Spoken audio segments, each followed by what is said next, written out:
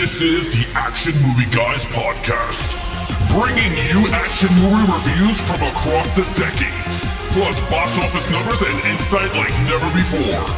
And now, your hosts of the Action Movie Guys podcast, Alex and Nate. Welcome, everyone, to a brand new episode of the Action Movie Guys podcast, episode 341, Star Trek Beyond from 2016. I'm your host, Alex Figueroa. My co-host is Nate from Netflix Reviews. All right, Nate, before we introduce our guest, we made it to the final Star Trek movie, and today we're going to finally, do we hoist up the flag? Yes. With Planet of the Apes? Does it go up there with Caesar? So in a trilogy franchise, can Beyond put it in the map? Wouldn't it be funny if it does? Because just like that franchise, that is a reboot franchise, and this is a reboot franchise. So, there was like a bunch of Planet of the Apes movies, 60s and 70s. Yep. There was Star Trek movies, 70s, 80s, 90s. But these are the reboot trilogies. Are these... Will it go up? I don't know. The Mount Rushmore, right? What was it? We said we got to blow up a dynamite of Chris Pine's giant head next to Caesar. I don't know. We'll find out. Yeah, we're going to find out. All right, Nate, introduce our special guest. Well, he'll get a shorter introduction this time because he's been on the show before. He's a returning guest. He reviewed Ninja Turtles with us, and then a classic, Fly Boys. He was here for those episodes. Nick, say hello to everybody. Let them know where they could find you. What's going on? This is Nick of Movie AV Impulse, and you can find me on YouTube simply at Movie AV Impulse, and then all the social medias are right on that page, so y'all can find me. All right. There you go. Go check out his videos. He does reviews. He does, his most recent video was kind of giving a glimpse into the equipment he uses. So he does a lot of different stuff. And he's a fan of our podcast. And he always would tell us, hey, I listened to it. It was great. So we're like, you got to come on. And here he is for the second time. Yes. Love it. All right. So here we go. Because I know you guys want to get into it. I want to get into it because it's time to see if we throw the hoist the flag. It is time to figure it out. All right. Let's start off financially, right? Because at the end of everything, right? 3-film movie, right? We want to know, did it surpass the other two in terms of financially? Is it even? Or did it make less? Well, Star Trek Beyond came at a budget of $185 million to make, which was, I think it was $5 million less from Into Darkness. Into Darkness was $190. So they said, we're giving you $185. Now, this one had a lot of production issues during the making of, but it did not disappoint because it came in at $343 million. Now, I know a lot of people going, what are you talking about? But technically, it's kind of a semi-successful third movie. It didn't make as much as Into Darkness. That was like crazy high. Wasn't it like 700 and 800 and something? Like that? Yeah. So that was disappointing. I think it's the reason we haven't gotten a fourth one. I mean, I know they've talked about it. There's been they've been working on scripts, like 6 different directors have signed on to make it. Paramount's announced it, but if this would have made 700 million, part 4 would have came out 5 years ago. You know what I mean? It wouldn't have been. So it wasn't a all out flop, I'm assuming. And I think it did well also on video because they did announce a fourth. They wouldn't have if it didn't make some money, but a little disappointing box office wise. Yeah, it is. Nick, what do you think? I mean, personally, I like Into Darkness a little bit better. Yeah, I mean, we'll get into it with all the storyline and everything, but I feel like it didn't really make the money it should have, especially at that time when 3D was like a big hype. And I know that movie did come out on 3D because I owned the Blu-ray to 3D. So I thought that it would do a little bit better as far as numbers wise. But, and then that guy, I forgot his name, passed away. And that was like a tragedy too. Yes, there you go. From Odd Thomas. Yeah, that was a tragedy. Yeah. So that was a big tragedy. And also these all, now if they go into a fourth one, it's going to demand a lot of money because they're all big stars in Hollywood. Except Zachary Quinto. Especially Zoe. Yeah. I mean, Zoe, Zoe she's on another planet right now with money. So they better be coughing up some major money.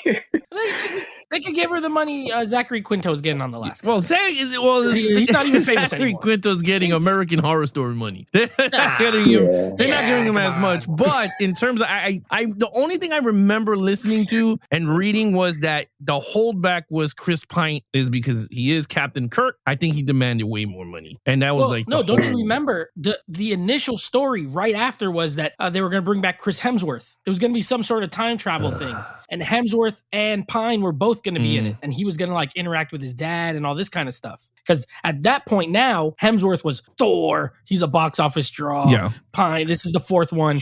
And then that storyline, the money, they cost too much to have both. So then they both dropped out. And then Tarantino wanted to make it. Remember? He was like, I have an idea for a fourth movie. They hired a writer's room. They did all stuff. And then he said, I don't want to make it anymore. So it's just been like a revolving door of stuff. And then the most recent thing I read was that Paramount said that everyone's coming back, except obviously Anton Yelchin. Everyone's coming back. And then all the actors said, we didn't sign on.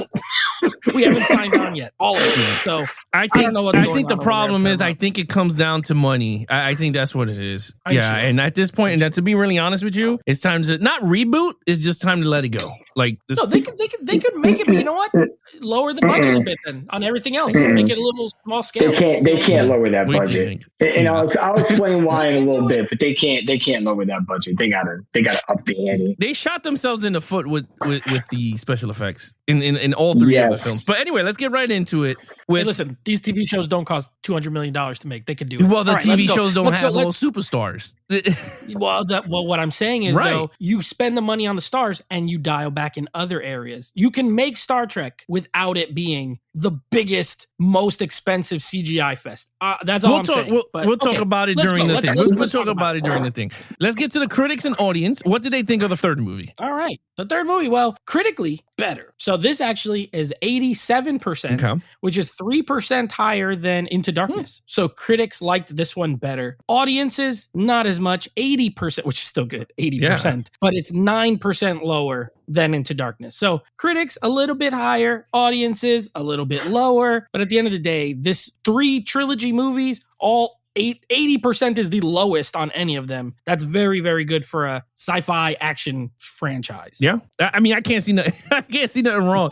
This one is, out of all 3, this one felt like the TV show. So if a lot of people didn't see like the old TV show stuff, they ain't not going to like this one. And you can see it went down to 80. It didn't go up to where they wanted and it made less money. So I gotta agree. Because it went down for me as well. Because Into Darkness was my favorite one out of the whole 3 if I had to pick. I just thought it was a lot more. That one is more action. Yeah, that one's more just action like oriented. Kick ass. But I don't know this one. It's gonna be a really interesting discussion. Let's talk about it. Let's talk about it. Let's start it off. Nick, you're gonna start it all off with the lead characters. You know, the entire bridge. So let's start. Yeah, and I mean, I can't break tradition at this point. You know what y'all gave him for the first 2? I gotta give him a 5. I mean, come on. They're just all organized. They all work so well together. Even when Zoe's character is, mad at Spock and Spock is mad at her, they're still there together. They don't let anything break them apart. And I just love that about them.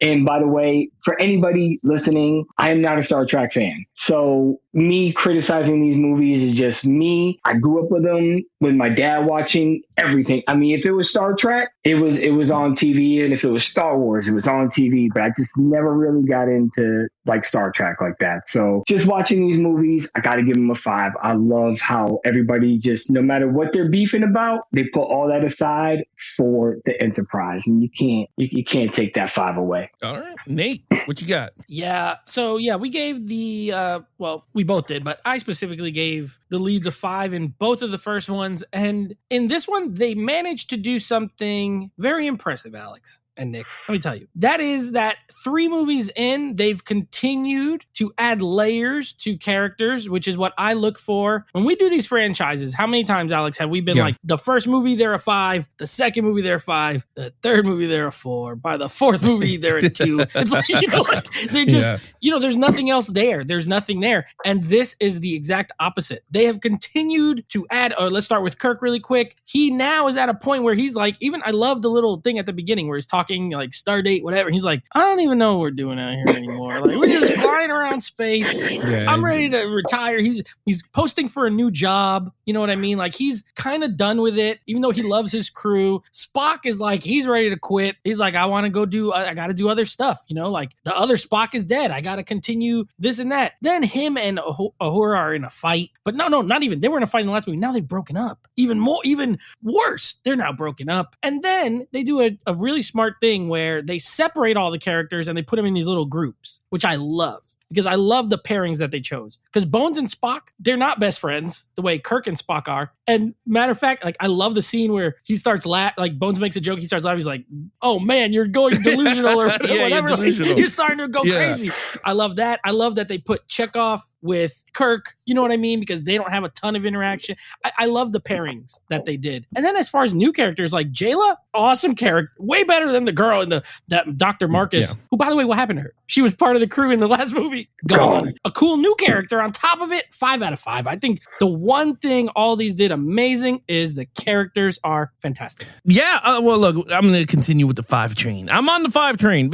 Honestly, you're right. They continued everything. And what's cool is they started to explore, for those of you that are into the television show, they started to explore more of like the admiral rankings and everything, telling Kirk, you know what? You finished. You now could become an admiral if you want. And he's like, let me just think about it. And then that's when, stuff is going to happen. And I liked it. I said, oh, that's really cool. Like, you never seen James, because Kurt always turns it down, even in the other timeline. He's been in that Enterprise for a long time until he's like mad old. They kind of ripped the chair away from him. And then so it was like, all right, cool. Then Spock, and I think what's so cool with the Spock situation is that's the time Leonard Nimoy died, and they added it right into the movie. And it was just like, holy crap, like the way they did it was just so genius, because they just give it to him. He's by himself, so he kind of saw himself die, which is kind of like a weird thing to say, but he saw himself and he felt bad and he wanted to bang to have babies, and Aurora was like, hell no, we're not having Vulcan babies right now.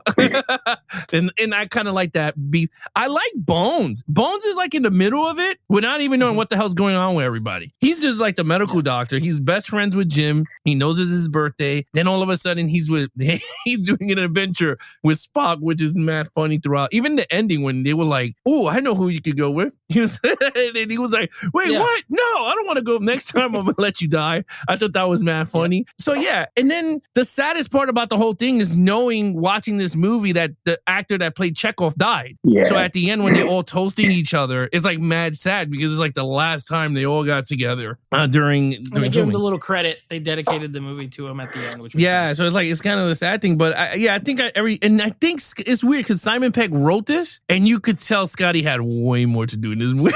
He had way more than. But it was logical. At least it was logical. It was like what they used it. But for, he had engineering. He had way more screen time than a lot of other characters, which is kind of weird in a sense. It's weird, but it's like, okay, he wrote it, so I guess he gave him. But it felt it's weird. He wrote it. He added himself with more minutes, but it felt right in terms of the way they edit everything out. It felt flushed for some damn reason, which I was like, okay, cool. But other than that, I gave it 5. I thought it was great. I thought it was really great. Okay, main villain, my man. Idris Elba as Claw. Not Claw. Like Crawl. Yeah, Crawl. Yeah. All right, Nate. Take it away. Crawl. All right. So I like this villain. I love Idris Elba. Don't get me started on Idris Elba. One of my favorite actors. Love the dude. I actually just love him as a guy. Like outside of movies, he's cool. I wish I could be friends with him. So good casting. For me, this one felt more like the Eric Bana villain from the first movie. Like he's an alien. He's cool. Coming off of Into Darkness, where you had Khan, who Benedict Cumberbatch like just hits a grand slam home run, and Peter Weller as that psycho general guy. Like the bar was high. This one is a little bit of a step down for me, but still a great villain. I love the motivation. He was a military guy, wanted to do war. Then they're like, no, you know what? We're gonna have peace. And so they make him a captain. He's like, this sucks. I don't want to do this. This is trash. Then they crash land. He's like, they abandoned me out here. So he wants revenge. Now, what I don't like is like some of the writing for him is like, we found a technology that gives us long age. They don't really like go into it. He'd been alive for hundreds of years. And it not only did it turn him into an alien, but it gave him an accent for some reason. So there's some things like that that's like a little weird. But overall, cool villain. I love the swarm thing with all the ships, how they're like little bugs. I give him a 4. I don't think it's as good as the last movie, but I think he's cool. Nick? All right, I'm sorry, Nate. I got to go with a 5 on the villain because I felt like if you put what he was trying to do aside, he didn't care who he killed. Like, there was just all his dudes were kamikazes. They were just going in, just hitting that ship. There was no way that he was going to stop from what he was doing. None of y'all was going to stop him. And I feel like like I said, if you take what he was trying to do out of it, he really just didn't care about none of his crew in the long run. He just cared about him. And that's one thing I do agree with Nate is they didn't explain anything on how he stayed alive for so long. Because I didn't even know that he was the bad guy until the very end, which, spoiler alert, we do that on this podcast. I didn't even realize it was him until all that. And then, I was like, oh shit, how the hell he lived to be 100-something years old and nobody's, even realizing this shit. But as far as ruthlessness, always willing to start to fight to get what he wants and just sending in all those ships. And like I said, it was all just kamikazes. They was all just flying in, jumping into the ship and blowing shit up. So I had to give him 5. I like the villain in here. Yeah, I actually think he made most of the movie. All right, so here we go. My man Ezra Alba as the bad guy. Nate, I'm with Nick on this one. This dude is a 5. And this is why. I know they didn't explain as much, but he is part Borg. And that's the problem. They use the Borg style of the next generation here. He's the technology. So when he grabbed the people and started sucking their energy, same thing that the Borg did. The only difference is that he didn't turn them into Borg. He just sucked their life force from them just to stay alive. So that means, that pretty much tells you that he was going planet to planet, sucking everybody's life force until he was hunting down that little artifact that he found, that Kurt had in the beginning of the movie, which I agree with Nick on this is he killed everybody. Yeah. There was he did more stuff that Cumberbatch didn't do. This dude straight up was like, grabbed one of their ensigns and was just like, oh, let's test out this biological crap in front of a horror and just let it loose, killed her. Bam, man, he was going to kill the entire ship if it wasn't for the fact Kurt went away. So in terms of that, the motivation in terms of killing an entire planet, I was like, okay. My only nitpick was that at the end was kind of the weakest ending to kill the character. Whereas Khan, they beat his ass. They ran through a whole planet to get him and blah, blah, blah, teleported and get his blood. This one, it was like Kurt just kicked him into a thing. It was pretty easy to beat him. Yeah, that was the only thing. But it was just Kurt. Yeah, but when he was in full strength, Kurt could not touch him. He choked his ass and he said Kurt because he listened to all the transmissions and everything. So like when he choked him, my man had him right on the air and he was just like, I mean, wouldn't he be more, shouldn't he have more at full strength when he sucked everybody's life force and turned back more? Yeah, but he wasn't in full strength because he was disguising himself, and Captain Kirk destroyed all the ships. That was his life energy, which they explained Sounds like a lot of gobbledygook that they needed to explain. But they did. That's my whole. But that's what. No, they yes, they did. Spock explained it. Those ships was connected to the Queen, which is. I know they had a hive. I know about the hive thing. No, but what I'm saying is, if he's sucking if he's sucking the life force out of people, right. At that point, that should be something that makes you more powerful, not weaker in any. He sucks them people at the end, Cut that part out. He's going on the ship to find those last 2 bodies, and they're all like, like old. First of all, I thought one of them looked like Chekhov. I was like, no, he got my man, and it wasn't him. But I don't know. I just feel like, and it's the other thing. Like at the end of the day, I didn't even remember this guy's name when I put the movie on. To be honest, and I saw this movie, he's not as memorable. Like Crawl. Like right. I did not remember that was his name or anything. So for me, you're right. He kills a lot of people, but actually, all his henchmen kill a lot of people. So, but are they really henchmen? Yeah, they are. They're all other. Nah, they right. But you gotta remember, right. Yeah, right. But what I'm saying is that remember his crew died, right? Like he explained. Yeah, but when some Spock, of them, remember, I think one of those other guys is still his guy from the. Yeah, I think so. But when Spock, the one that fights the girl. Right, when Spock was explaining how these people work, he was talking about how Ezra Alba was the link to all of them, and that's why he was stronger. Yeah, he's like the leader of the Hive. Right. So like when they blew up the entire ship, the dude was mad weak when he got into the what did you call it? The Thornos or whatever the planet was. Yeah, the little chamber he's getting sucked into. Yeah, that thing. So when he got there, he was already turning back into almost semi-human. and then Kurt, they started fighting. But when he was with his entire crew, a whack ass human. Then, well, yeah, but when he was with his entire put this guy crew, in front of war. Oh no, yeah, but when he was with his crew, none of them could have touched him. I mean, that's not that gangster to me. See, that's what I'm saying. He's only they good. all have weaknesses. If you're though. only, they all have what weaknesses. I'm saying is, you're not gonna have one that's super power. What I'm saying is, if you're a 5 out of 5 villain, but you're only strong when you got an army of people, whack. 4. I'm gonna give him a 3. You're gonna make me change my score. Let's move on. Come on. This dude single-handedly dismantled the Enterprise. Dismantled. He did not single-handedly Yes, do it. he did. Because he knew where to attack. Because not. he was a Starfleet. He knew how to attack it. I know, but he didn't one guy do it. They had like 1,000 ships. It doesn't matter, but he's the one who put the single-handedly. plan together. He was just like, cut the head off. And he destroyed. I mean, come on. This dude destroyed it. Come on. Khan did not do this at all. So Come what? on.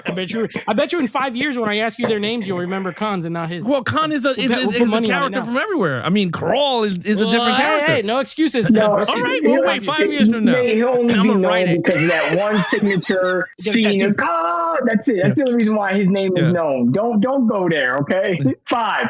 It's a 5. Oh, please. It's a 5. So you're telling me that? So Nick, what you're telling me then is in the history of Star Trek, Krall is now a better villain than Khan? No. Well, he's what not you're a better talking villain than Khan, but I think there's a lot of like different. I don't know. To me, it's like different species, different whatever. But Starfleet kind of made this guy. If you really think about it. Yeah, exactly. But I love a good villain who comes back to get the people who created him. Yeah. Well, anyway, Claw 2 5s 1 4. Okay, action sequence. Nick. Yeah. Come on, man. That's a 5. I mean, look. There was nothing but action in here. I think if you break it down, you're looking at maybe 18 minutes of like no action, like no, just a storyline kind of trying to build up and show you things. But I mean, right off the bat, when Kurt is talking to the, trying to give them that piece, I thought they were these huge, giant like creatures and they come down, they're like this big. He's getting attacked by all of them. Like that was a cool scene. But then when they go and they take off, and then they go into that asteroid field and and then all them ships come out and start banging into the Enterprise. I mean, there was way too much action in here for you not to give it a 5. I mean, that's just off the rip. It was crazy. Yeah. Especially when you saw them actually sticking into the ship and then opening up, and then you just get more guys coming out. So not only do you have to dodge the fact that you might die from some ship crashing into the side of your body, but now you got to worry about these dudes coming down and just shooting you because they came out blazing. They weren't waiting. They just came out.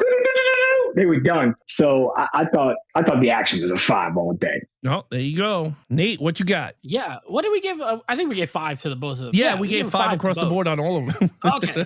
Well, you know what? We ain't hopping off that train either.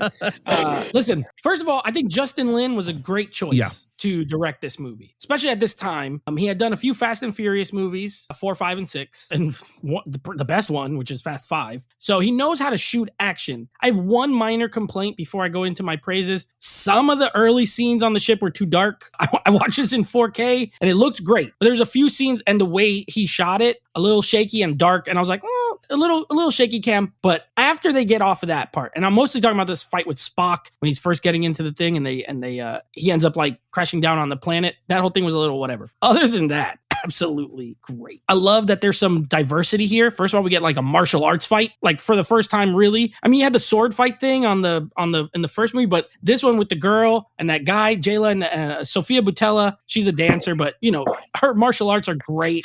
Love that. I love Chris Pine on the motorcycle. Yeah. I don't know why, but when they can go back and use like our time technology and these futuristic, it was great. And he's just driving around spraying that crap that just like freezes everywhere, and he's all over the place. Great scene. The scene where they're falling, sliding down the thing, and they're just shooting at each other. Great. But absolutely love the part where they use the sabotage from the Beastie Boys. And as soon as the lyrics hit and all the ships just start exploding, I got hyped at the theater. I got hyped this time when I was watching it. I was like, yeah! I threw my remote at the TV nearly. So, 5 out of 5. I forgot about that sabotage part, and I had the surround sound on, and when it came on, I was just like, yo! I forgot all about it. When they go, wow! hell, and everything just starts going. Yeah. I was like, oh my god, I want to rewind it. This is so good. Yeah, it's a 5. It's a 5 there. I mean, my favorite scene is when they're infiltrating the Enterprise. Yeah. I mean, they're just destroying, because all you see is just a big thing of cockroaches. You're like, what is this? And he's like, zoom in, and he's just like, red alert, all weapons, and they just cannot hit this thing, and they shoot torpedoes, and it goes right through them. I was like, what is going? And I don't remember this movie. Like, it's been a long time, but when it just, I was like, what? I was like, this is crazy. The action with Bones driving the thing, and Spock is navigating. He's like, please try not to hit stuff. Yeah. And he's hitting the buildings, and he's like, oops, sorry. Like, I thought that stuff was fun. I like the Jayla fight. I thought that was pretty fun too. I love even the scene. He's like, we have to jumpstart this thing, and Captain Kirk went, oh, jumpstart? And like, you knew they're gonna do something weird and wacky, and they went off a cliff to take off. I thought that scene was actually, like, I wish that was a real ride, that you get onto the Franklin, and then you just get, you go right into a thing. Like, that would have been fun. The ending, with Sabotage was like, I was like, holy crap. I mean, that would have been good, and Fight the Power with Public Enemy would have been cool. Oh, yeah. If we recycled that would have been good too. Fight the Power is like, bang, bang, bang, bang, bang. That would have been so funny. The Sabotage was a nice touch. Like I said, I forgot about it until my especially because it was a callback to the first movie. Craziness. Yeah. Yeah, I mean, and it was the way they did it is like a full circle. That's why I like Captain Kirk saying, "Oh," like his reaction to it was great. Yeah, he was just like, "Great." Ooh, I know this song. He's like, "Great song." Is that classical music? Yeah. No, that was Bones, and then Spock goes, "I believe so." That was pretty cool. Yeah, I thought that whole sequence was good, and I like the sequence even going into the thing. They crashed through, and then it was like meet them and it poked into the other one. I was like, it was kind of genius. I thought it worked very well. So 5 across the board here. Okay, storyline. Okay, here we go. Take it away, Nick. What you got for storyline? Storyline. All right. So if I've never seen the other two and I just jumped into this one, this is how I'm kind of looking at it. For me, I felt no kind of, if anybody would have died on the Enterprise, there was no remorse. Like, I wouldn't have felt like grief or anything like that, because I felt like they focused too much on what Krall was trying to do versus what the Enterprise was trying to protect. And I kind of looked at it like, I was not going to lie, if it wasn't for the action, storyline would have had me bored. So for me, I gave it a 3. I know I'll probably get a lot of criticism, but like I said, I am not a Star Trek fan. I like these 3 movies, don't get me wrong. But if I jumped into this movie without seeing 1 or 2, I wouldn't understand, like, why is this person mad at this person, or why is this person angry at this person? It just wouldn't have made sense to me. And I felt like they should have touched on it a little bit more with the Enterprise. They just kind of like jumped into what Krall was doing as a plan, and that was it. But if you watch the first 2, it's storyline's easily a 4 for me. But I got to give it a 3 because, like I said, when I go into these movies, I try to like forget what I seen and just dive in, and I just pretended like I didn't see 1 and 2, and I was kind of lost in that aspect. So it's a 3 all day for me, but that's how I look at it. All right, Nate, what you got? Storyline. Thanks a lot, Nick. Now we're gonna get angry emails from all the Trekkies.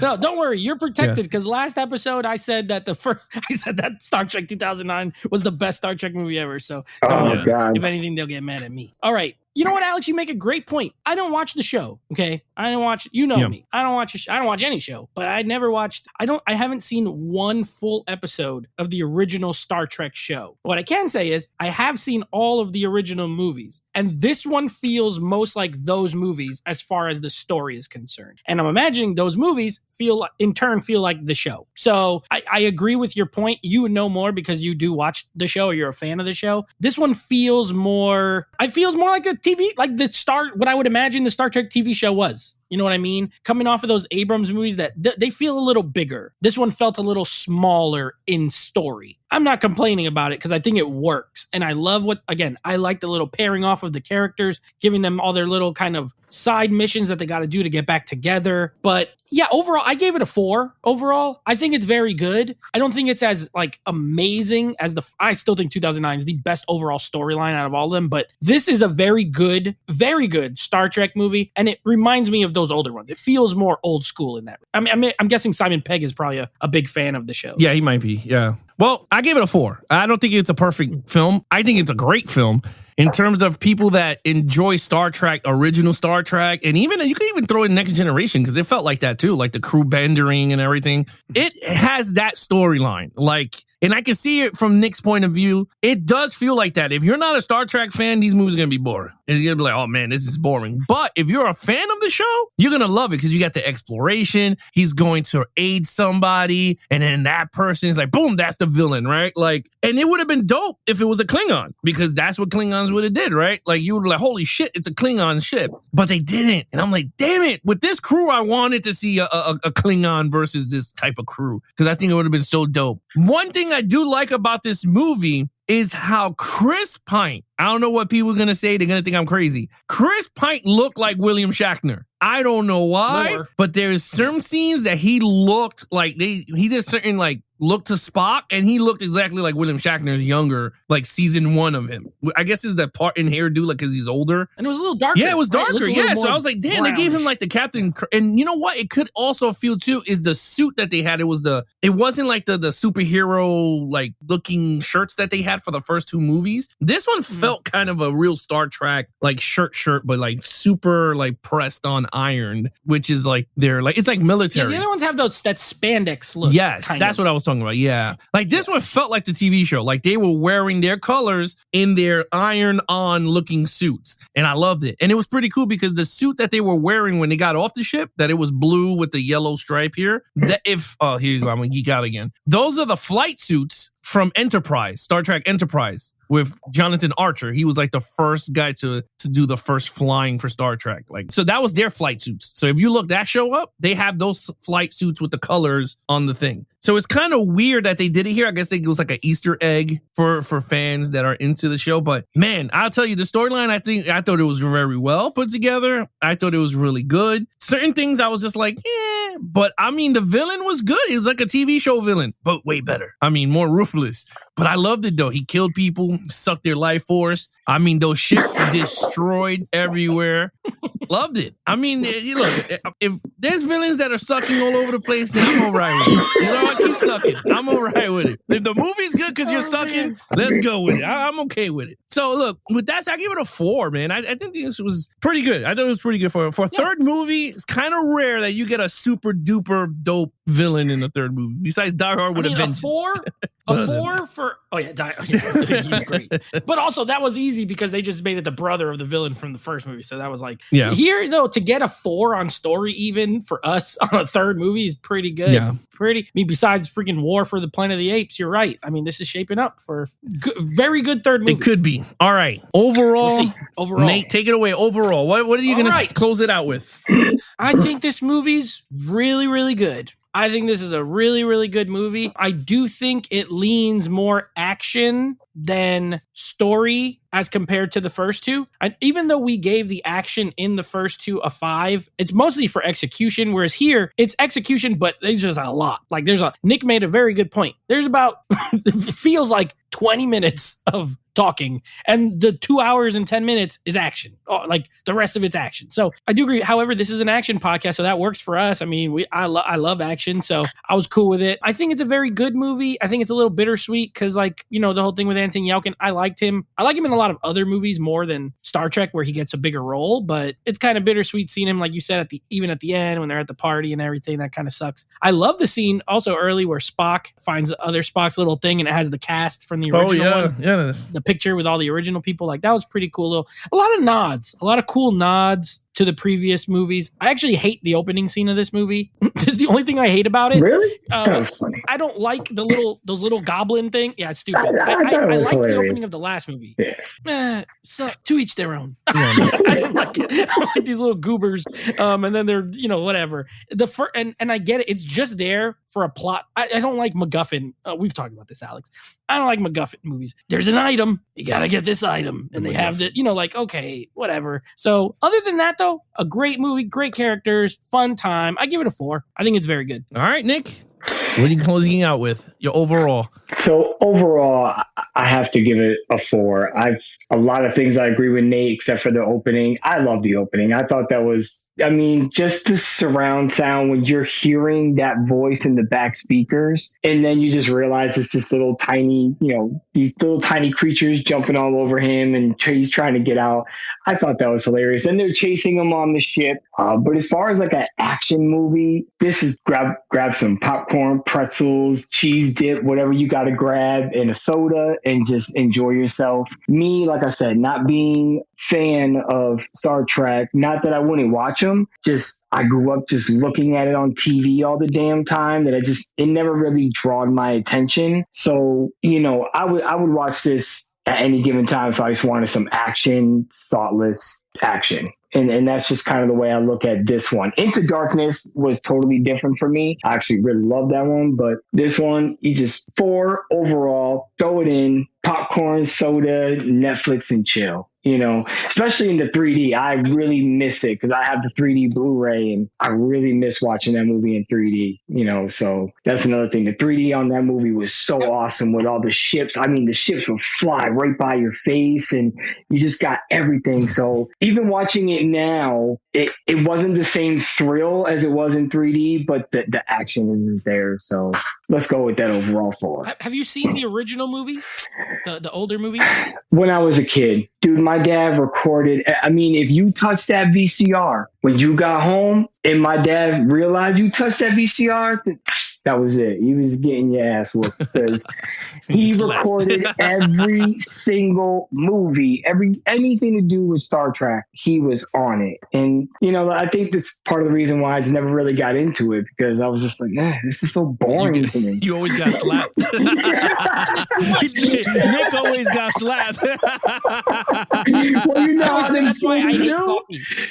Man, that's why I hate coffee. My dad drinks it too much. Growing up, I was like, I am sick of the smell of coffee, and I don't drink coffee now. So relatable. You know what? That's kind of interesting with you guys saying that, because that's kind of weird. Because like for me, my dad was into boxing, like, and I hate boxing and UFC and all that shit. Like, no, and it's crazy. Weird? Like you said, because you said your dad watches Star Trek, you're not into it and stuff. Nate's dad drinks coffee. He doesn't like that. My dad loves boxing, and I hate it. Out of the 3 brothers, my other 2, they love that shit. Me, I'm like, fuck that. But I love my baseball. Like, that's what me and my dad. Which is crazy because it's violence and you're an action guy. That's what I'm saying. Yeah, how many innings are you saying you're not trying to fall asleep? No,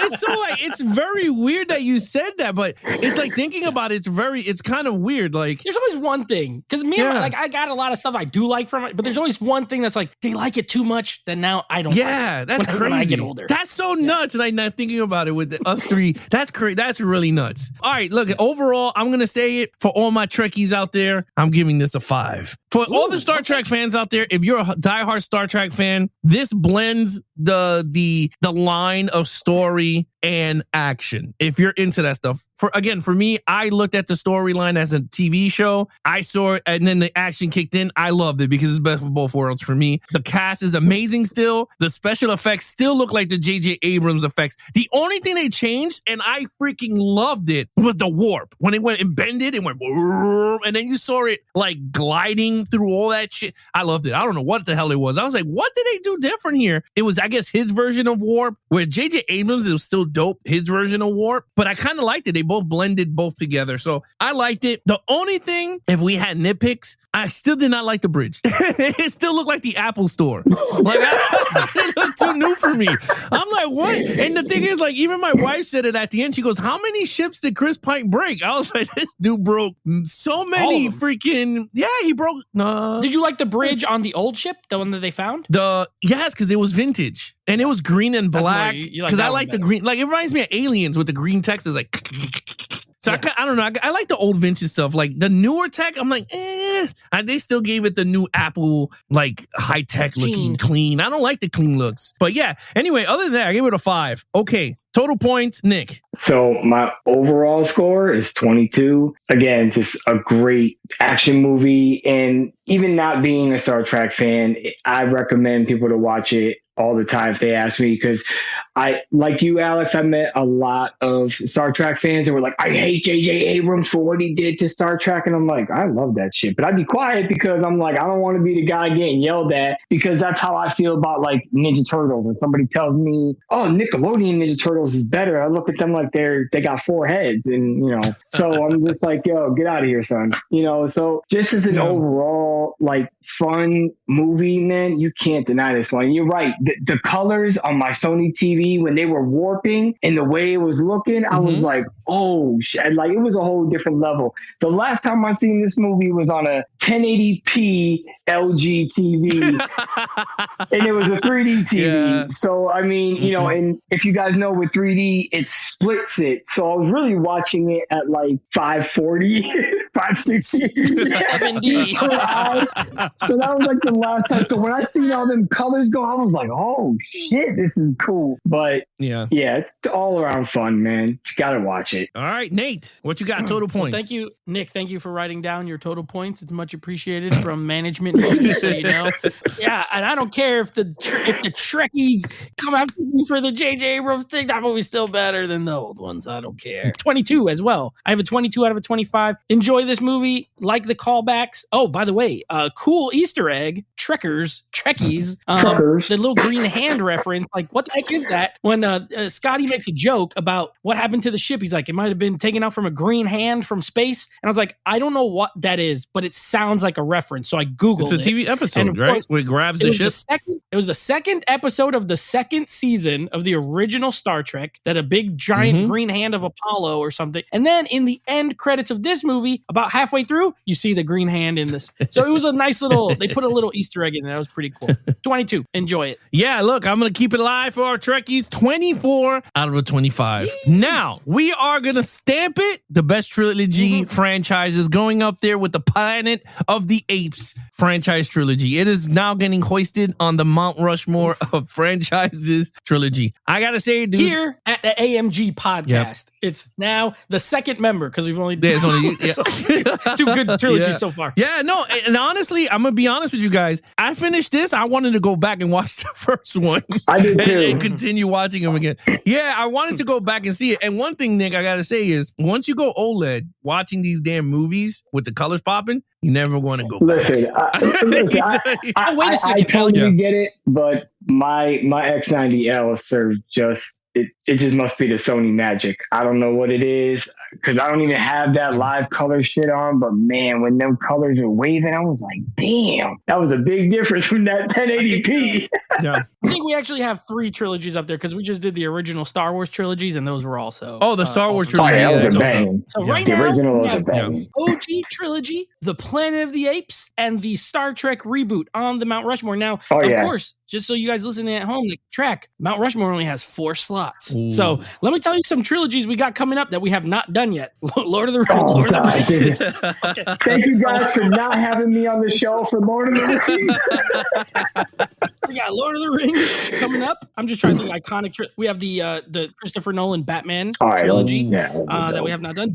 Bad Boys trilogy. Bad Boys. What else do we got? Oh, the Triple X trilogy. Oh, yeah.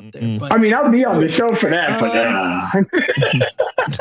we got the Man with No Name trilogy coming up in the future. Clint Eastwood. So, I mean, yeah, we got some trilogies that we've not covered yet. But right now, I think those are okay. So, Nate, we'll do this. At the end of this year, we will hoist the final franchise on the Mount Rushmore.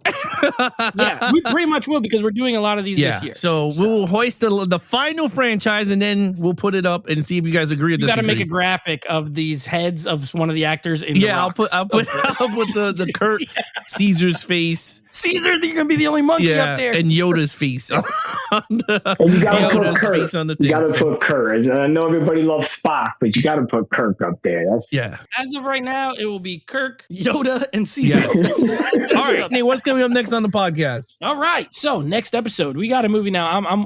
I'm excited to talk about it, because it's we're gonna have a special guest for this movie as well, and I know he's a big fan of this film, so we're gonna be doing a little continuing with Jean-Claude Van Damme month. We're doing a little blood sport. Frank Dukes. We're gonna be doing some blood sport, and then guess what, Alex? we start a new trilogy because we're done with this one.